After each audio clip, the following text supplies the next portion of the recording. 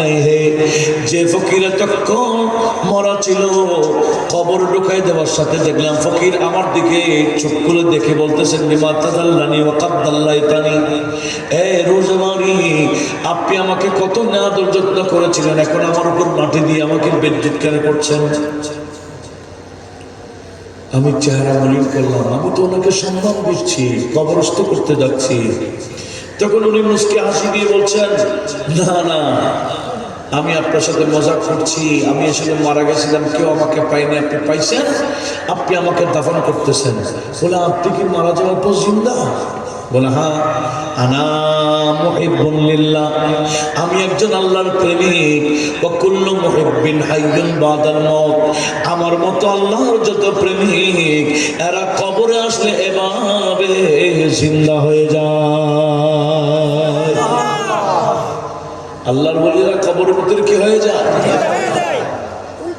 তখন ওই ফকির কবর থেকে রোজমারিকে বললেন, আর রোজমারি ইন্নী লাআনসুরান্নাকা গাদান কামা নাসারতানি আল-ইয়াওম, আজকে দুনিয়ার বুকে আপনি রোজমারি আমাকে যেভাবে কি করেছেন, সাহায্য করেছেন, আমি ফকির কিয়ামতের ময়দানে আপনাকে সাহায্য করব। এখন তো কিছু বন্ধুরা বলে, কিয়ামতে নবীর অবস্থা কি হবে নবী নিজেই জানে না।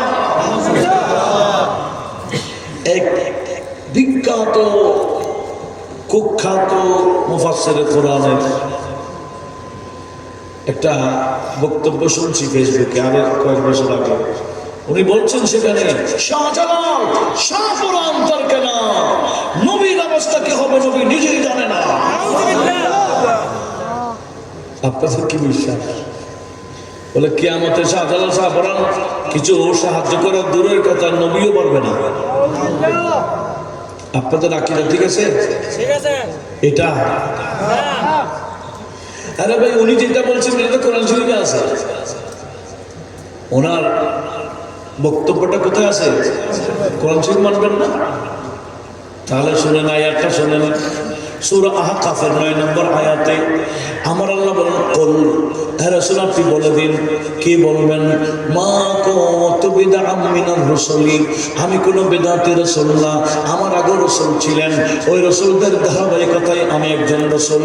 ও রাসূল আপনি বলুন, মা আদরি, আমি জানি না মা ইউফআলু বি ওয়ালা বিকুম, কিয়ামতের ময়দানে আমার সাথে কি আচরণ করা হবে, তোমাদের সাথে কি আচরণ করা হবে আমি জানি না। দলিলটা দিবে কোরআন শরীফ অমুক সূরা 1 নম্বর আয়াত। হ্যাঁ, কিয়ামতে নবীর অবস্থা কি হবে নবী নিজে জানে না, উম্মতের অবস্থা কি হবে নবী জানে না। সেখানে শাহজালাল শাহপুরান কোথাকার?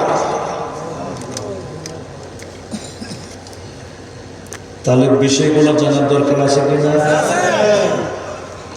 কোন সূরা বলেছি না? আহকাফ, সূরা আহকাফ কয় নাম্বার?